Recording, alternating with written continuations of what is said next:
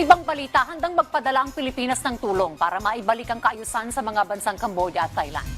Habang nanawagan naman si Pangulong Ferdinand R. Marcos Jr. ng mapayapang resolusyon sa away ng dalawang bansa. Ang detalye sa ulat ni Clazel Pardilla. Kasunod ng madugong sagupaan sa pagitan ng Cambodia at Thailand na ikinasawi ng higit 30 individual, nagkasundo na ang gobyerno ng dalawang bansa na pag-usapan ang ceasefire o tigil putukan matapos ang ilang araw na karahasan.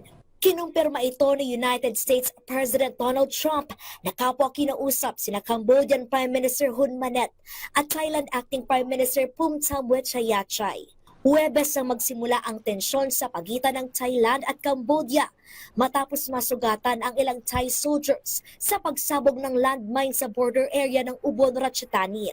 Nagpalitan ng putok ang dalawang bansa gamit ang artillery, rockets at airstrikes na nauwi sa patayan. Sinasabing papalo sa 200,000 sibilyan ang napilitang lumikas dahil sa sigalot ng dalawang bansa.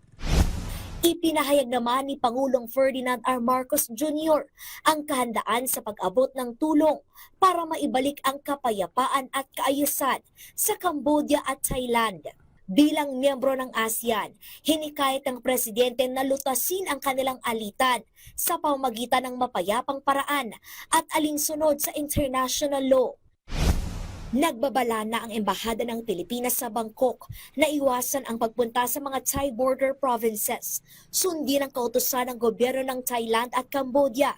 Patuloy na minomonitor ng Embahada ang sitwasyon at handang tumulong sa mga Pilipinong naiipit ng gulo. Clazel Pardilla para sa Pambansang TV sa Bagong Pilipinas.